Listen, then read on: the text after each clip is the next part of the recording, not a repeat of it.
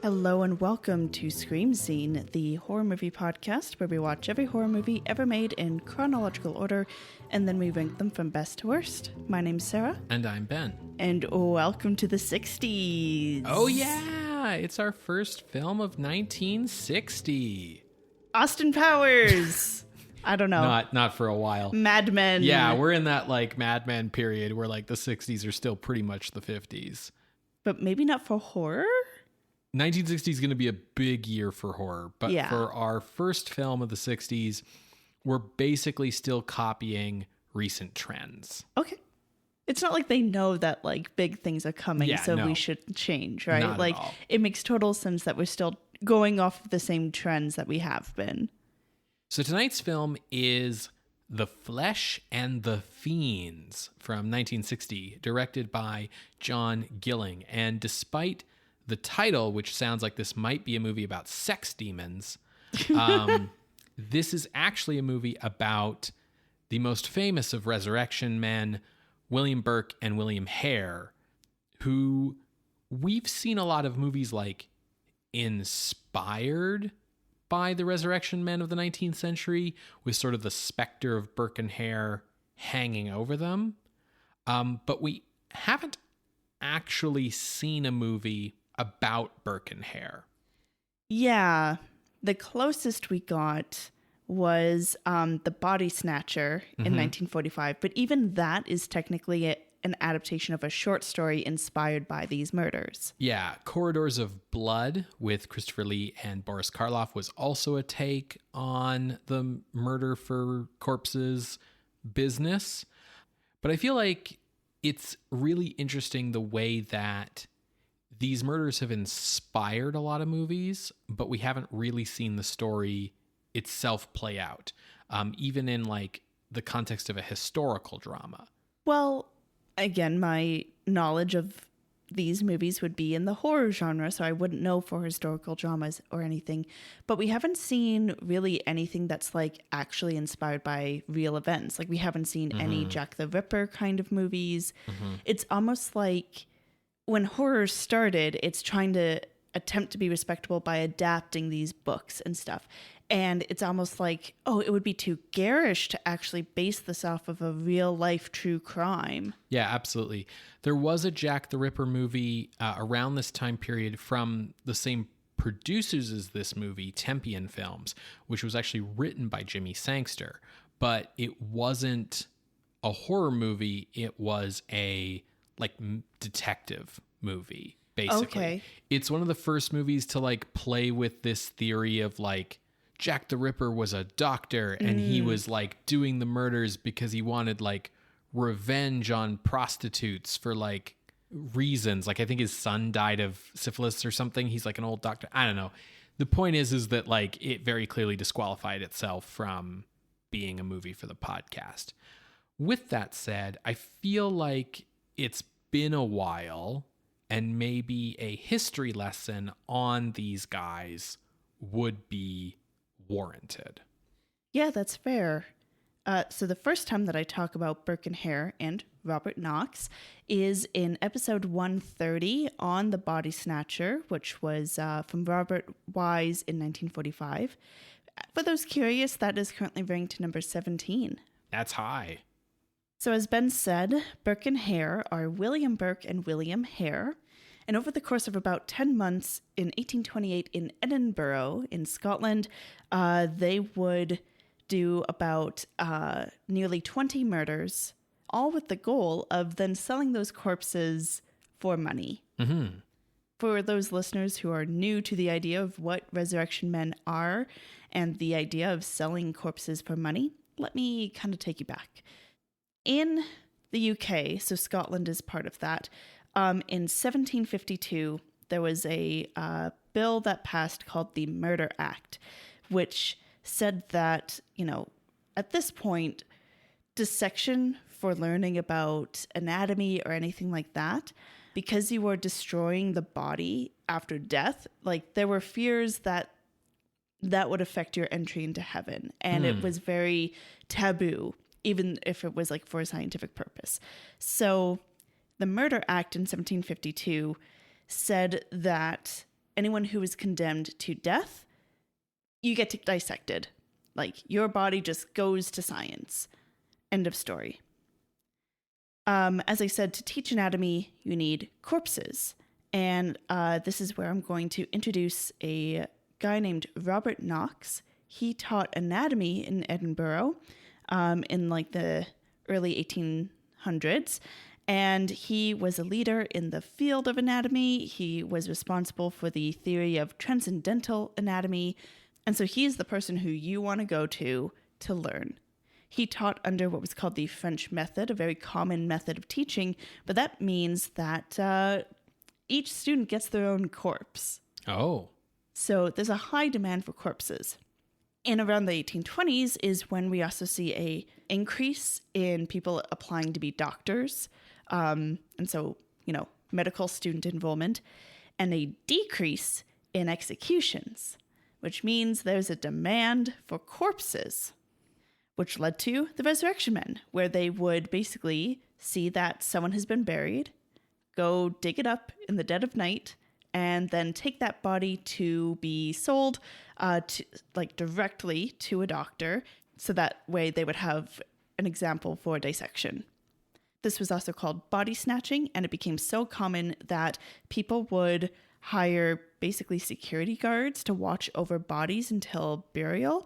And this is also when you see the rise in the occupation of gravekeeper. So someone who's around to keep an eye on the dead. In November 1827, William Hare discovered a lodger that he had died. So he was like, well, no one cares who this guy is. And he delivered the body to Robert Knox and was paid £7 and 10 shillings, which is about 1,000 British pounds today. Wow. So it's a pretty good racket, pretty good way to make business. So Hare enlisted his friend Burke to start murdering people. And so the pair would have up to 16 further transactions between themselves and Robert Knox. At this point, the pair were caught. Hare, despite being the mastermind behind this entire plot, turned on Burke and got immunity as a result. Burke, for his part, was hanged, and thanks to the Murder Act, it meant that his body went into the science lab and was dissected. Robert Knox was not persecuted because, according to him, he didn't know where the bodies were coming from. He was just accepting them. And it wasn't like outlawed for doctors to accept corpses. It was kind of like look the other way kind of situation. But he did later resign and leave to go teach in England and further abroad. So it's not like he was run out of town, but I think he kind of was like, you know what? I'm gonna leave Scotland for a bit. Right. Now, the trial of Burke and Hare in 1828 swayed public opinion so much to lead to the 1832 Anatomy Act, which would also cause the end of the Murder Act. The Anatomy Act stated that when someone dies, including by hanging, the bodies can be donated as long as no relatives disagree upon it. So everyone agrees that, take the body. Now we can use that body for science. Further, only licensed teachers could take custody of bodies, and therefore it meant that you could kind of track and monitor who's accepting bodies, where did these bodies come from, just so that way there's like a little bit more discretion used when accepting corpses. Mm-hmm. Now, this was a bit of a watershed case, and there were a lot of resurrection men. Burke and Hare were just the ones who got caught for moving the process along. Well, they were murdering people. And I don't know, maybe other resurrection men were doing that, but generally what the resurrection men were doing was they were grave robbing, which was like its own crime. Yes. But not the same as murdering. Yes. To get the bodies. Yeah. So I think it was the fact that people were like, oh, damn, some people are resorting to murder because of this, demand for cadavers, maybe we should reconsider this law. So that's Burke and Hare and Robert Knox. So, yeah, we've seen like The Body Snatcher based on the Robert Louis Stevenson short story. We've seen Corridors of Blood. We've seen this idea of grave robbing, of selling bodies to Victorian era doctors. But we haven't actually seen a dramatization of the Burke and Hare case itself. And I feel like no one would know that better than John Gilling, who wrote and directed tonight's movie. See, Gilling was born in London in 1912. He worked in the oil industry until 17 when he left his job to go to Hollywood and work in the film industry there until he returned to England in 1933 and gained work in British films, starting out as an editor and assistant director, and only becoming a writer and director after the war, during which he served in the British Navy. His third film as a writer was called The Greed of William Hart in 1948, and it was directed by Oswald Mitchell and starred Todd Slaughter and Henry Oscar. Like many Todd Slaughter movies before it, it was melodramatic, it was corny, it had very theatrical style acting, but also like theatrical style sets, very like fake fog, two-dimensional facades, this kind of thing. Very cheap. But it was also an historical drama about Burke and Hare. At least it was, until the British Board of Film Censors raised a fuss, basically stating that the murders were a sensitive subject. Sure. And not something that a sensationalist film should be made about. There was a lot of like touchiness. You know, the British film censors were not a fan of horror movies in the 1940s. They had basically banned them. And so the idea of kind of a Todd Slaughter movie about Burke and Hare, as natural as that seems, struck the BBFC as distasteful. So they forced the movie to redub all of the dialogue that had the name William Hare with William Hart. Burke became Moore and Knox became Cox, though all of the other names stayed the same. So it was still like pretty obviously Burke and Hare, but it had to not go under those names. And it was released in the US under the title Horror Maniacs. Okay. We have seen a Todd Slaughter movie in the past. I believe it was Sweeney Todd from 1936. We also saw The Face at the Window from 1939. Yes. So those are episodes 61 and 67. 61 ranked, and then after 67, we kind of were like, no, these are melodrama. Yeah, Todd Slaughter didn't really make horror movies. What he made was Grand Guignol, which is like a related genre, but is sort of halfway between horror and melodrama. Technically speaking, I consider like Phantom of the Opera to be Grand Guignol, but our concept of what horror is really depends upon like the context that the movie came out in. Definitely. And so, yeah, this is the reason why we didn't watch The Greed of William Hart, was like, it's a Todd Slaughter movie, and we kind of knew by then that that's not what horror movies were by that time. They were very old-fashioned. So, 12 years later, and Gilling has directed 23 films, with writing credits on even more, including 1952's notorious Mother Riley Meets the Vampire, starring Bela Lugosi. Okay. But with the success of the Hammer horror pictures, Gilling decided to resurrect his old Burke and Hare script and do it right this time. He partnered with Tempian Films, who had produced the Hammer-alikes Blood of the Vampire and the Trollenberg Terror, also known as The Crawling Eye, in order to create this film, and took advantage of a brief period of bad blood between Hammer and Peter Cushing to score him for the role of Dr. Knox, which was interesting because Knox had been one of Cushing's touchstones when creating his interpretation of Baron Frankenstein. Yeah. This time, the BBFC let the filmmakers use the real names of the historical figures, but disallowed them from using the names in the title, and gave the picture an X rating. So I think that was kind of a big reason why they were allowed to do it now, was there was this X rating where it was like, we can kind of cordon this off. I feel like horror is also very established. Like Hammer has broken barriers with the BBFC. Like, yeah. It's still, to me, really curious that like 130 years later, there was still people being like, no, it's too soon. You know, that feels so different from our modern day world. I feel like yes, but also I don't know if it was a case of, oh, it's too soon, but more a case of like, oh goodness, a real murder being covered in film. Sure. That's my best like British man with a monocle impersonation. Got it. Yeah. So in order to minimize similarities with The Greed of William Hart, as well as a screenplay about Burke and Hare that was floating around at this time by Dylan Thomas, no less. Wild. The producers brought in writer Leon Griffiths to rewrite the screenplay. Cushing adopts like a prosthetic of a droopy eye in this movie, which was heavily featured in the like UK posters. And it is not like just a weird, like, oh, he's a monster kind of like detail.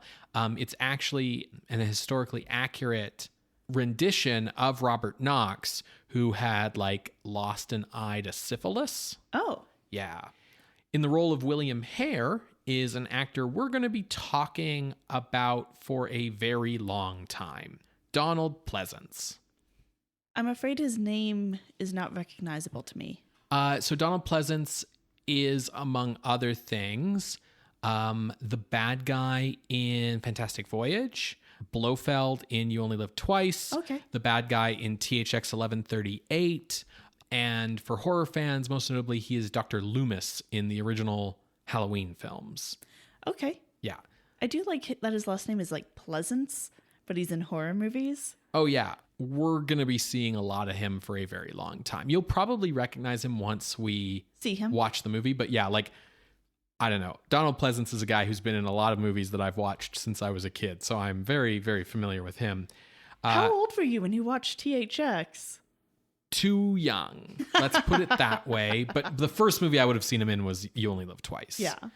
So Pleasence was born in 1919 in Nottinghamshire. And he was 40 years old when he played William Hare, which was actually like twice William Hare's actual age at the time of the murders. Pleasence was the son of a railway station manager. And after working as a clerk at the railway station for a spell or two, the then 20-year-old Pleasence decided that what he really wanted to do was be an actor. Although he initially registered as a conscientious objector during World War II, he changed his mind after the London bombings and volunteered for the RAF. He became a wireless operator on like bombers, and in 1944 his plane was shot down over Austria and he served time at Stalag Luft I as a POW. After the war, Pleasence acted in theater companies throughout England, eventually making his way to London. From stage to television, he received positive reviews for his performance as Syme in the BBC version of 1984 in 1954. He subsequently appeared as Parsons in the feature film version in 1956, and of course he co-starred with Peter Cushing as Winston in the TV version. Pleasence was an experienced stage, TV, and film actor by the time he appeared in The Flesh and the Fiends, but this was his first foray into the horror genre that would slowly come to dominate his career in years to come. Do you think that's because he kind of solidified being a character actor? So yeah, like he solidified being a character actor and, you know, appeared as villains often, but really it was him being Loomis in Halloween in the late 70s. Like from that point on, he's basically only in horror movies. Okay. George Rose, born in 1920 in Oxfordshire, plays William Burke. He was 39 years old, playing 36, so a little closer. Rose made his stage debut at the Old Vic in 1946, and he spent the 1950s appearing primarily on stage in comedic or Shakespearean roles. He made his film debut in 1952, so he was quite experienced by 1960. He was very well liked by the theater community. He was very well regarded. He was homosexual. And so after retiring to the Dominican Republic in 1984, he expressed like this wish for an heir, someone to pass on his legacy to, including his record collection of 17,000 records. Holy moly. Yeah, he was like a big music expert. So he took in a 14-year-old boy named Juan who had run away from home. And in 1986, he formally adopted Juan. And then in 1988, Juan, his biological father, his uncle, and a family friend murdered George Rose, brutally beating him to death and then placing him in his car, upturning that car on the side of the road and putting cocaine in his pocket to make it look like a car accident. Except Rose didn't drive, he didn't use drugs, and the road was like a straightaway on level ground, so there's no way the car could have upturned like that. So thanks to the determination of a friend and neighbor of Rose, the men were charged, at which point they confessed and they were imprisoned awaiting trial.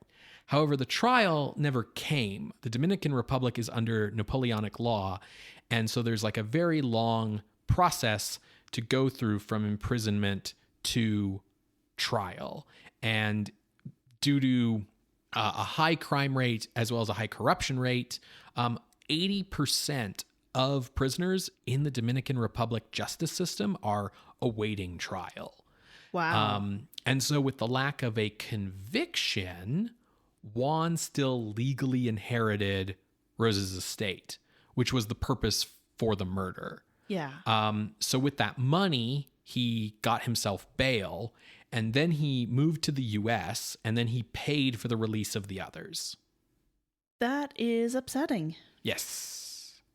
I don't have a good transition out of that story. But Dermot Walsh appears in this film, playing Dr. Mitchell. Walsh was a 35-year-old Irishman who had been scouted by the Rank organization originally. He was an experienced leading man and supporting player, and from 1949 to 1963, he was also married to Hammer leading lady Hazel Court, with whom he had a daughter. Actress Billie Whitelaw appears as the sex worker Mary Patterson. She was age 27 when she made this film. She had begun her career as a child actress on the radio at age 11, supporting her family after her father died of lung cancer when she was 9. She made her London theatrical debut in 1950, and her film career really took off after this in the 1960s, with acclaimed roles in films like Charlie Bubbles in 1967 and Twisted Nerve in 1969. Her best-known role is probably Mrs. Baylock in The Omen from 1976. She's like the kid's guardian. She's also the voice of Agra in The Dark Crystal, the like big puppet who has the like observatory. Oh, okay. Yeah. And from 1963 to 1989, she was also the muse of playwright Samuel Beckett, appearing in several plays which he wrote solely for her. Nice. That's awesome. I'm loving, we've mentioned Dylan Thomas. Now we've mentioned Sam Beckett. Love it. Billie Whitelaw passed away in 2014 at age 82. Andrew Faulds, who plays Inspector McCulloch, is known to us from Blood of the Vampire and the Trollenberg Terror. And after 1960s appearances in films like Cleopatra, Jason and the Argonauts, and Chimes at Midnight, he would serve as an MP in the British Parliament from 1966 to 1997. Wow. Yeah. In an uncredited role as a medical student is a very young 22-year-old Stephen Burkoff, years before becoming one of the most acclaimed and groundbreaking theater actors of the late 20th century. Good for him. Yeah, Burkoff's like a big deal, but he's so small in this movie that like the amount of time I would need to take to explain Stephen Burkoff is just like not worth it. No worries. So The Flesh and the Fiends was released on February 2nd, 1960 in the UK, running 94 minutes. It was, at the time, a box office disappointment. Oh, no. Garnering poor reviews in the UK, including a critic who said, "I can't understand anyone wishing to see this film voluntarily." Clearly, he couldn't look several decades into the future to our podcast. Mm-hmm. It was released a year later on January 24th, 1961 in the United States under the title Mania, which I find interesting because I think probably they were trying to play on Psycho, which would have been released by that time. Yeah. But it's very similar to the fact that The Greed of William Hart in 1948 was released in the US as Horror Maniacs. So, I don't know, just kind of interesting to me.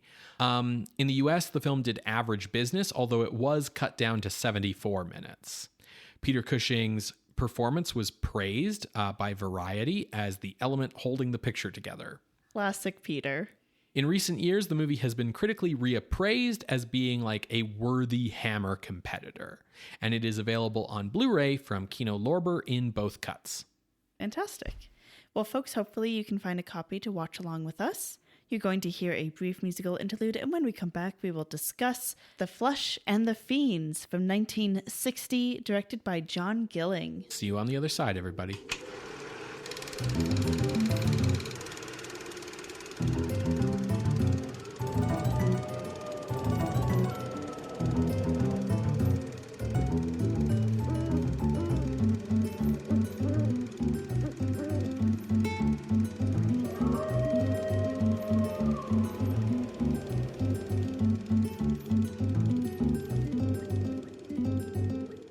Welcome back to Scream Scene, everybody. We just finished watching The Flesh and the Fiends from 1960, directed by John Gilling. Sarah, what'd you think? Ooh, boy. Awooga. We're in the 1960s. It's a spicy meatball. Yes, so many tits. There's so many naked ladies. Whoa. I think I know at least part of what was in the 20 minutes the Americans cut out. Absolutely. Speaking of which, so we were watching this in the uncut version from the recent Kino Lorber Blu-ray, and print quality is all over the map.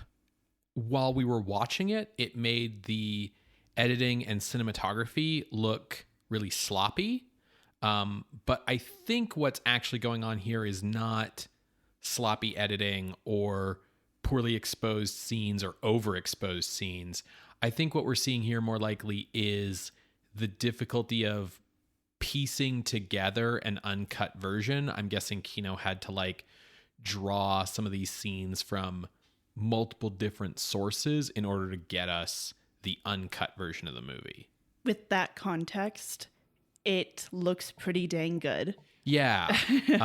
This is from an era when like people didn't keep deleted scenes, but yeah, I just wanted to make that note because I think watching the movie, you could think like that it wasn't well made. And I don't think that's quite what's happening here.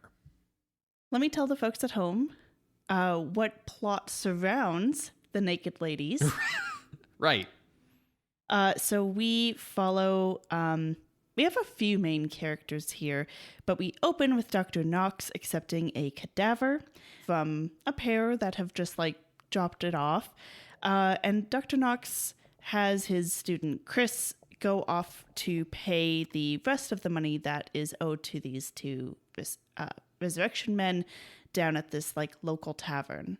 So Knox is particularly busy right now because he's welcoming back his niece, Martha, who is the love interest to Knox's colleague, Dr. Mitchell. Now, when the student Chris goes to the tavern, we happen to see Burke and Hare. They happen to see how much those other resurrection men get paid, and they're like, man, that's such a racket, but boy, would I like that money. While there, Chris helps this sex worker named Mary because she's kind of like bothered a bit in the tavern. She's getting harassed. She's getting harassed. So he helps her out. And then while he is out of the tavern, he gets mugged by Burke and Hare. And so then Mary helps him and they begin a romance. Now back home, Burke discovers that a lodger of his is dead. And so Hare suggests that they take him to Knox and they get paid very well. So they think, oh, perfect. This is going to be a great thing if we can somehow keep this going. Now, as we see Chris and Mary and Mitchell and Martha getting closer, Burke and Hare murder an older woman and then a man who is new in town. And progressively they keep getting like a little sloppier. Like the first lady, they get her really drunk and then they suffocate her. So it's like, plausible deniability. The man, he's beaten up, but they kind of like go, oh, is he bruised? I didn't notice. Yeah. Which gives a lot of good dramatic opportunity for the movie to show that, like, Knox would kind of have to be an idiot to not realize what's going on. He just doesn't care. Yeah, he looks the other way. Yeah. Now, Chris and Mary's relationship is a little tumultuous because basically Mary feels like she's going to make Chris's life terrible because of her line of work. Reading in between the lines, she's an alcoholic, while Chris is trying to, finish medical school. And they're clearly like in love. They do care about each other, but it's just a bit of a tumultuous relationship. And so they end up breaking up. Yeah, she kind of like orchestrates it. Like she puts him in a position where he has to leave her in some ways. No, she self-destructs the relationship. Yeah, but she like is doing that knowingly. So she's distraught and drunk and becomes Burke and Hare's next victim. Now, while she is about to become the next victim, Hare does try to assault her. So, content warning for the movie. But then he ends up strangling her. And this is particularly notable to me because this is the murder that Hare commits. The other murders have been Burke. With like Hare kind of like pulling the strings. Yeah, but manipulating him into it. This is the first time that Hare actually has his hands around a murder victim. Yeah. Now, Chris discovers that it's Mary's body at the college, and so he puts two and two together and goes after Burke and Hare because he knows that that's who is selling bodies to Knox, and he gets stabbed for it. Now, Knox has been a popular lecturer, a popular professor at this college, but he hasn't been popular with some stuffy colleagues of his who are on a medical council. Going so far as to, at one point, Knox accuses one of them of murder because of, like, operating... negligence. Operating on an aneurysm, thinking it was a tumor or something like that. Yeah, Knox's whole deal is, like, he's actually teaching people anatomy so that they can do surgery well, and he has this big, like, speech about how he's trying to get rid of quackery in medicine, and so it's kind of implied that, like, these other guys don't really have the surgical education he's giving these people and are just kind of going off of like, more old-fashioned techniques and knowledge. So Mitchell, knowing that these medical council guys have it out for Knox, he's trying to help and convince people that there is no association between Knox and Burke and Hare, including not mentioning that this student, Chris, likely was murdered by Burke and Hare. Mitchell's like doing his PR spin. Now, as Ben kind of laid out here, Knox believes that the ends justify the means. So even though he's told that, Mary here was Chris's love interest and would likely met a violent end, he kind of just like pays no mind to it. Now, Mary's friend is concerned that she's gone missing, and this friend also happens to witness a character named Daft Jamie being murdered by Burke and Hare. She calls in the cops trace the murder to Burke and Hare, and that the body was sold to Knox. Then we get a bit of a classic mob scene for people to come and arrest Burke and Hare. We get a montage sequence of the trial where Hare turns on Burke and Burke is hanged, which is all historically accurate. This means that Hare is let go, but as he's leaving the police station, he gets attacked in an alley and gets his eyes burned out. I don't know if that's historically accurate. No. Hare just like left town and no one ever heard of him ever again because why Saw would hide you... nor hair of him? Yeah. Because why would you like... Why would you stick around? Well, why would you stick around? But also like in the next town over, why would you still call yourself William Hare? Like, so yeah, he just like vanished. But the fact that he just vanished does, I think, give the movie the freedom to sort of do this kind of dramatic license. Then we also spend some time seeing what happens to Knox. It's made clear that Knox will not be charged, but there's like a mob still like outside his door calling for justice. Knox is brought in front of the medical council, and he says that, like, I did not do wrong, basically. It's Mitchell who kind of goes to the council and says, like, he doesn't say, like, hey, come on, Knox is a good guy. He says, haven't you all accepted bodies from Resurrection Men? And haven't you all, like, had the thought in the back of your mind of, like, how did this person actually die? So if you condemn Knox, you're condemning yourselves and the profession. And Knox ultimately doesn't believe that he has been doing wrong until he encounters a little girl who is like, hey, mister, give me some money. And he's like, oh, I don't have any money, but if you come up the block to my house, I can give you some. And she replies, no, you'll take me to Dr. Knox. And he realizes he's become kind of an ogre in his mind of like a boogeyman. And, you know, up through this whole movie, he's been like, I don't think there's a soul. What is a conscience? Like, where's the physical representation of it? And after this, he's like, no, there's clearly a conscience that, like, I have neglected. And so he kind of realizes he's done wrong. However, the council exonerates him. And so he is like, well, no one's attending my lectures. What am I going to do? But I'm going to stick to my schedule. And he goes into the lecture room and is surprised to find that it's full. News travels fast in Edinburgh, and everyone here gives him a bit of a standing ovation when he walks in. And he begins his lecture with the Hippocratic Oath of, like, do no harm to people. So that's the end. I really liked this movie.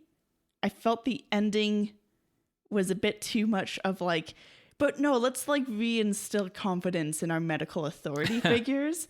But otherwise, I think this movie was very well done. Yeah, I think the movie's really good. I agree with you on the ending. The ending soft pedals Knox so much that it kind of becomes unbelievable. Like, the actual historical truth is that, like, you know, Knox, like you said, in the context saying, like, continued to practice medicine, but had to move away from Edinburgh because he was too much of a pariah, right? Yeah. And I think this movie should have ended with the scene with the little girl. The little girl says, you know, yeah, you're going to take me to Dr. Knox. And Knox has this moment where he's like, oh, shit. Like, I'm the boogeyman. And the weight of what he's done kind of finally hits him when he realizes, like, yeah, you're someone the children in the street are afraid of, kind of thing. And we get this, like, big wide shot of him on the street, like, dejected, like, walking home. That should have been the ending. Yes. Because everything that happens after, like, the medical council thing where they exonerate him is played way too much in the movie as if, like, you see, the medical council says you didn't do anything wrong, therefore you didn't do anything wrong. When, like, we know the guys on the medical council are kind of all, like, self-serving jerks, and what's really going on there is the medical profession closing ranks. Yes. Right? And we should have seen that. That should have been depicted as, like, yeah, you got off, but you got off because of, like, hypocrisy, right? And which is a running theme in those characters. Exactly. And then, like, as, you know, after Burke and Hare get arrested, from there until the ending, we see in Knox's lectures, like, less and less students attending because he's a pariah. But, like, Knox gets home, Mitchell gets home, Mitchell delivers the news to Knox that the medical council exonerated him. And yet, enough time passed for, like, I guess all the students to hear that and make the decision that they were going to come to lecture this morning. Like, it just feels really unrealistic that then, like, suddenly everything is better. Yeah, I get what they were trying to do with, like, ending on something a bit of hopeful and uplifting at the end, but yeah, it just reads really false. With this movie, it's definitely horror. I think it is shot very, very well. You can see some German expressionist influence, particularly in the poverty-stricken parts of Edinburgh. You can see some M influence. Yes. And then, you know, as I said, that reestablishment of confidence in our authority figures, which is like, okay, I understand why you're doing this, because the rest of the movie has gone so far with the amount of violence that we see. I think Donald Pleasence and George Rose are both absolutely fantastic. I think saying that this movie is only held together by Peter Cushing is doing a disservice to those two guys. Oh, absolutely. The movie's very good. I think it has a good script. There's definitely like a lot of deviations from the historical record. We don't get as many murders, which is fine. It would have gotten repetitive. And like, you know, there's some other things here and there that like, I don't think there was actually an angry mob, but like, No, but it felt very interesting because the movie feels so forward with all the violence and sexuality, and yet we still get a classic mob. Yeah. Like, it was cool. I liked it. yeah. So, you know, there's some deviations here from historical record, but the sets and costumes are very expansive. They're very detailed. They're very expressive. Like just little details of like how Hare's suit coat, like the sleeve is falling off. Yeah. Like you understand really well that Burke and Hare are not wealthy, Yeah. right? And by contrasting them, like we see Knox in like his smoking jacket, you know, and how rich he is, like we get a good sense of the desperation of the poor people in Edinburgh, things like that. I think it also points to the horrors of poverty just as much as it is fully relishing in the horrors of what these men are doing. There's also like a lot of nice kind of black humor, satirical content in the script, you know, with how Knox just like does not care where these bodies are coming from and is so kind of confident in the superior knowledge that his dissections are giving him and his students that like he feels totally comfortable just like mouthing off to everybody at like public parties. But even with Burke and Hare themselves, there's a lot of really like sly, dark humor, satire. Like the two that stick out in my mind. One is very early in the film before they start doing the murders, and Burke and Hare are talking about how like they don't have any money. And Burke's like, yeah, the missus is telling me that I need to go out and look for a job. And Hare's like, you have to go out and look for a job, and you a landlord and everything. Yeah. Like, you know, and then later, like very black humor. So Burke's wife is kind of like their accomplice. And when Mary is killed, like she comes into the room, sees the dead body, and initially is like, you know, they don't quite say it in these words, but like, hey, did you rape that woman? And Burke and Hare are like, no, we just murdered her. And Burke's wife is like, oh, okay, that's fine. I wouldn't stand for like sexual assault in my house, but murder, yeah, no worries. And it's like, wow, like you really get a sense of kind of how morally destitute these people are. Kind of going back to the horrors of poverty as well. Like I thought they did a good job of showing that just because someone's poor doesn't mean that they're terrible. We get a whole range of people without it feeling like too many characters, because a lot of people do get killed.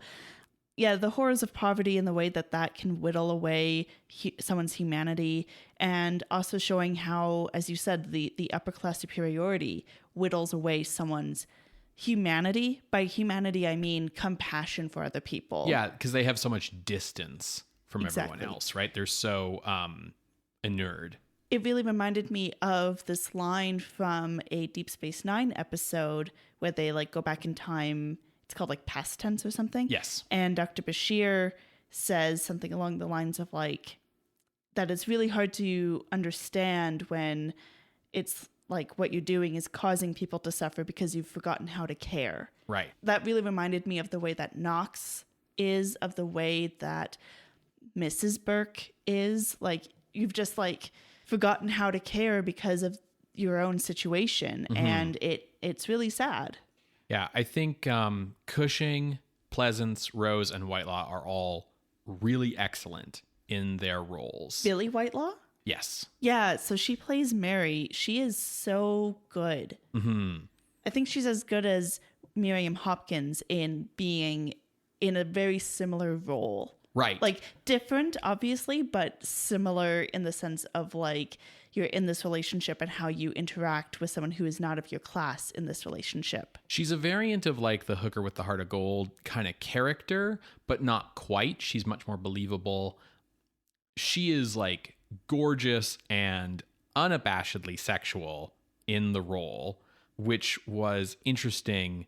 Just seeing like her as a character kind of be allowed to clearly be someone who's like here for a good time, like here for a good, not a long time. Yeah. And like the kind of self-awareness she has to be like, you know, this medical student, Chris Ferguson, who's like, I'm going to uplift you, right? I'm going to rescue you from this situation, and you're going to be my girlfriend, and I'm going to bring us up out of poverty.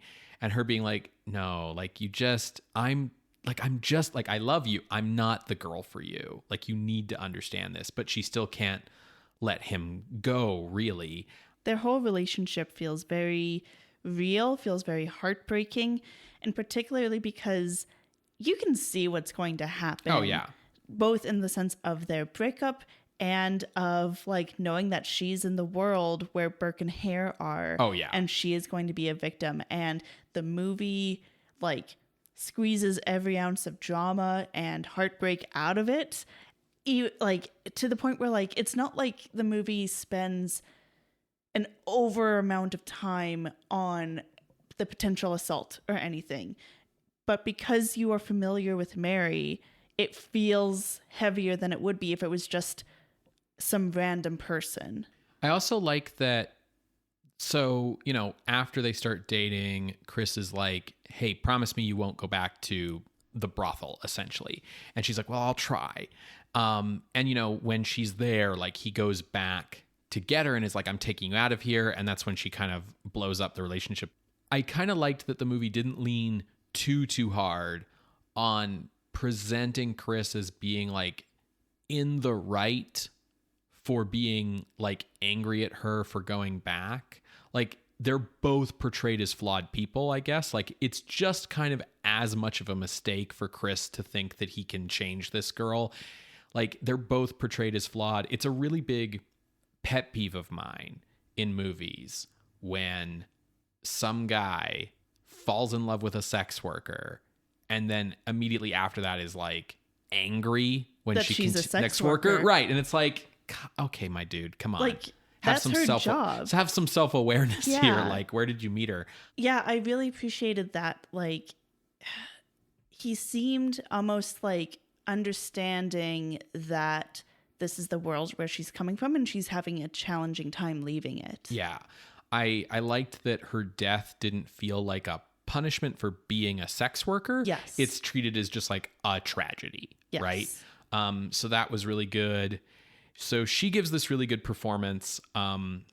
Cushing as Knox plays that archetype so well. Yes. It's very Frankenstein, or at least his version of Frankenstein. Even the like fight with the medical council feels like Revenge of Frankenstein.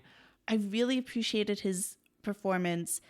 It didn't feel repetitive. Like No. I was worried knowing that that was a big influence on how he portrayed Frankenstein. I was worried it would feel repetitive or him just like going back to the well. But Cushing is such a good actor that he's going to bring his own spin. It almost felt like he brought a little bit of Sherlock into his performance. Oh yeah, too. because he's so smart. But like he delivers the dialogue he's given here like so well. Like you kind of end up sort of on Knox's side because he's so well spoken and witty and his put downs are so good. But also he's just so much more entertaining to see as a character because he has the courage of his convictions. Even when they're wrong, I think it is always entertaining as an audience member to watch characters who like have a point of view and believe in it.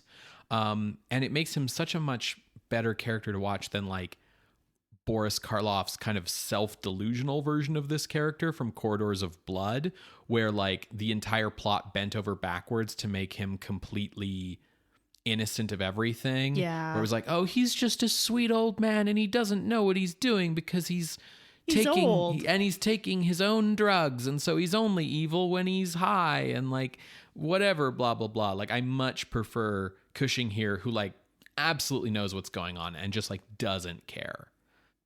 And yeah, you're totally right about the strength that Pleasence and Rose bring to the movie. Like obviously they're kind of the centerpiece here, really. And you can see why Donald Pleasence did well playing villains or appearing in horror movies. Like Rose is good as Burke, but Pleasence is magnetic as Hare. The way he controls his like eyes and the expression around his eyes is like chilling. Yeah, he has this really great 1,000-yard stare. He also has this really good for horror, like soft voice. Yeah. Like where he's just kind of always sort of calm and nothing bothers him, but he still has this like incredible intensity about everything. And I also really liked the little moments when stuff did bother him, like that the movie took the time out, even though it's not plot relevant, to be like, yeah, he's afraid of rats. Yeah. And things like that, like these little details.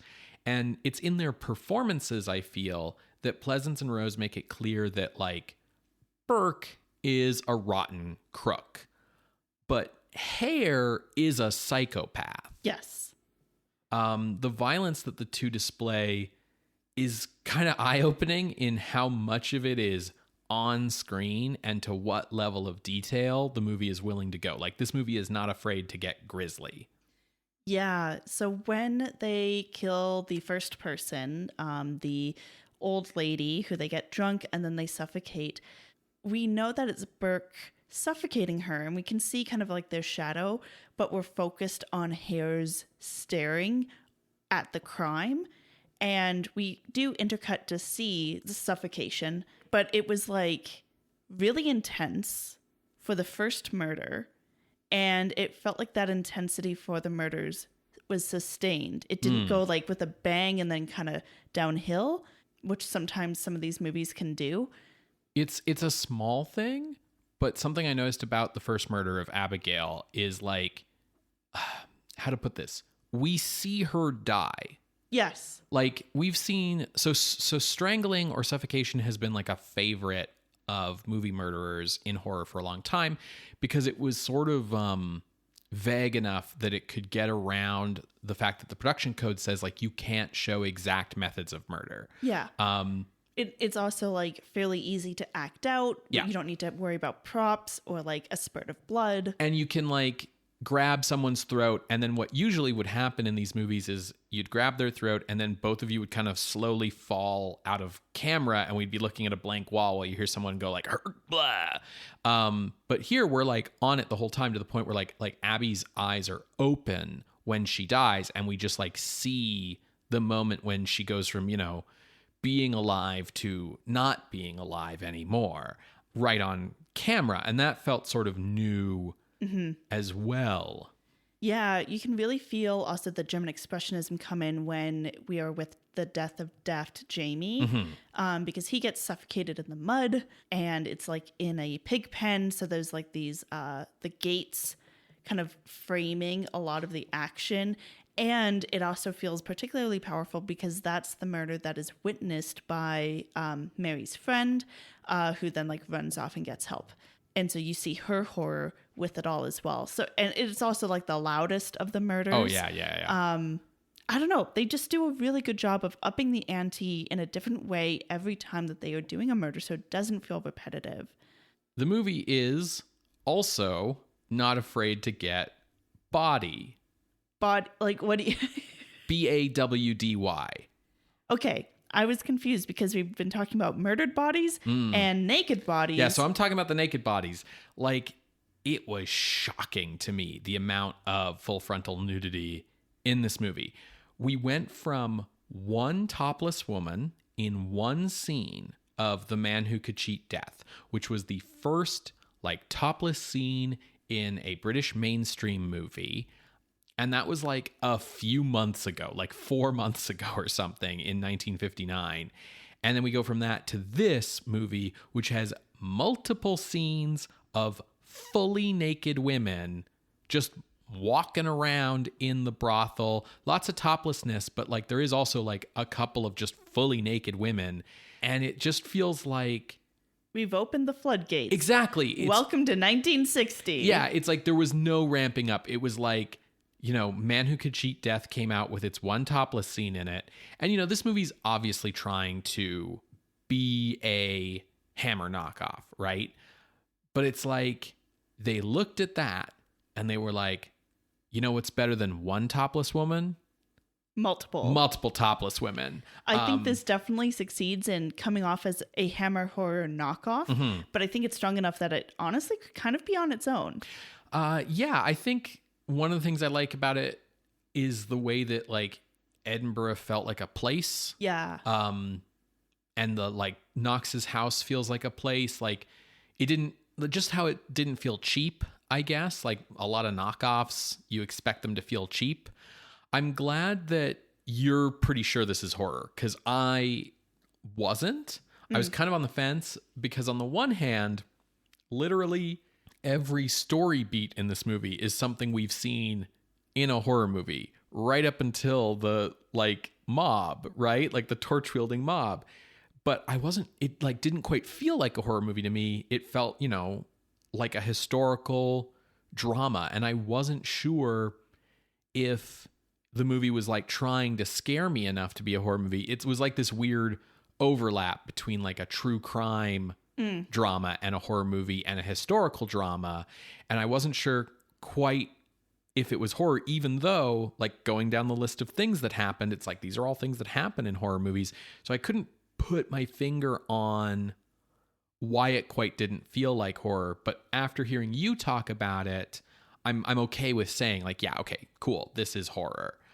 Yeah, the way that I feel like it relishes in depicting events that truly horrify you, it's a horror movie. Sure. Rather than a true crime of like, and then we're going to follow the inspector tracking them down. Like, the inspector's a super minor character. Yeah. Very true. Very true. So he's barely here. And then I think the fact that it montages through the trial shows that it's not too concerned about true crime. Right. It started to feel like, did you get lost in the way on like the melodramatic road here? Yeah, with the romances. Well, not so much the romances, because I think they make sense, particularly with the fact that Mary gets murdered and then Chris gets murdered. We see him die on screen too. Yeah. No, it was when it was going through the medical council, because the pacing just like, boom, stop. Sure, You stop that momentum and everything. And so I completely agree with you that it should have ended with Knox talking to that little girl. But the fact that it doesn't, it's because I think the movie is like, no, we need to reestablish, well, two reasons. One, we need to reestablish some like confidence in our authority figures, but also it clearly is wanting to kind of stick to that historical fact. And so Knox was exonerated. Sure. But I also think a big part of it is just wanting, after all of that, the audience to come out of the movie feeling a little bit better about things. Yeah, because like they go pretty far. Yeah.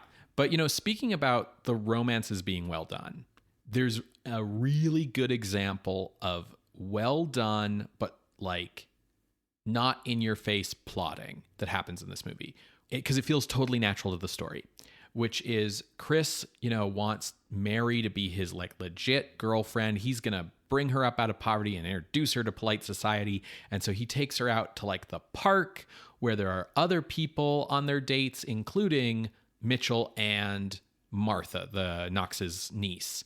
And they meet Chris and Mary. And this leads to like a very predictable scene where where he feels really embarrassed by her and she's offended by that. And they have a big fight afterwards. But that also is key so that when Mary's body is brought in and Chris sees it and just like runs out of there on a mission to go confront Burke and Hare, Mitchell can actually go to Knox and be like, hey, this is Mary, Ferguson's like girl. And that lets like Mitchell start putting these pieces together. So it's really well plotted in that sense. On the other hand, in some ways, Mitchell and Martha feel like an appendix. They feel really vestigial to this movie. Like they are the, happy young breeding couple who like make it out romantically in the end. But like you could cut Martha out of this movie and nothing would change. You could mostly cut Mitchell out and only have to change like a few things. Like they're just here because someone thought that there should be some characters who either aren't murderers or don't get murdered. Yeah, I think that's a case of them trying to balance out what they thought was too horrific. But yeah, it's vestigial at this point. So let's move on to ranking. For sure. I have kind of a spot. Oh, interesting. I did pick out a range, even though I wasn't sure if this was going to count as horror. I just, got to be prepared.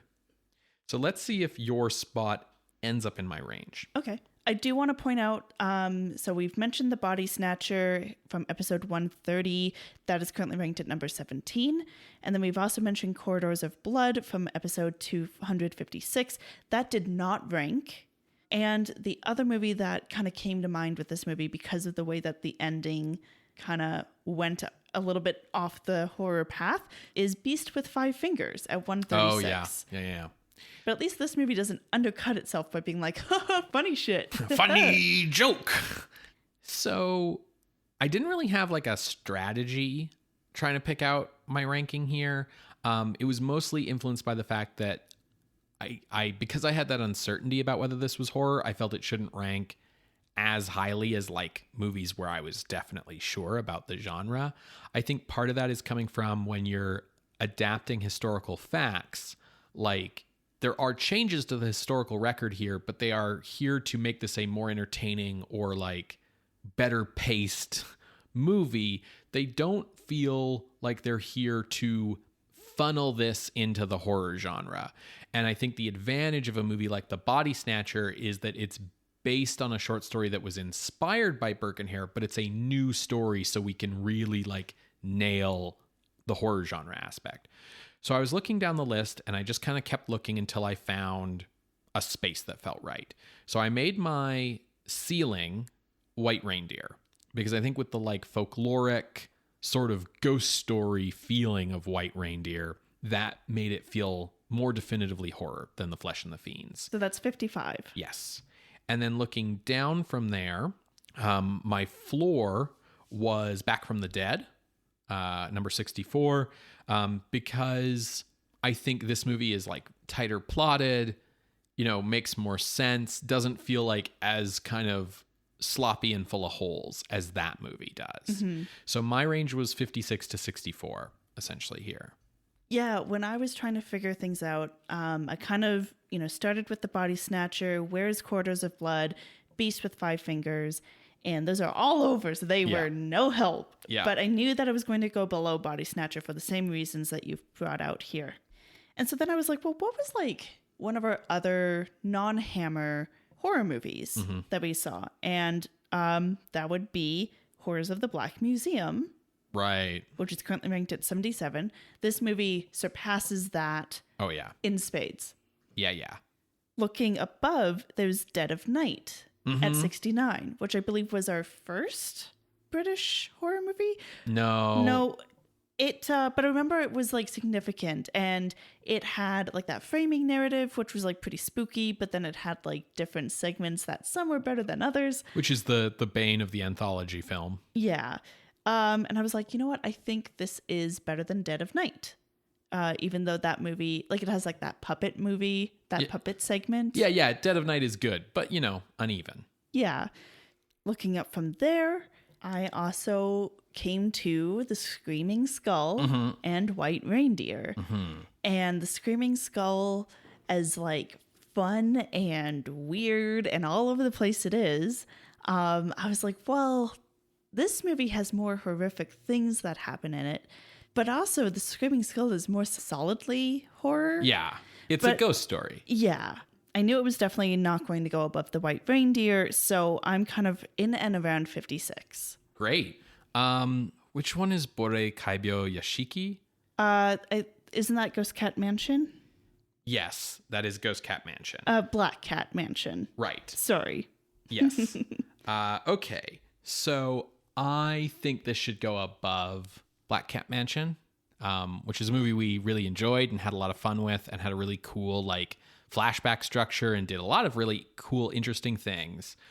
But there's sort of like an inherent goofiness to it that like, which makes it a lot of fun. But like this movie does not have. This movie is here to be grisly, basically.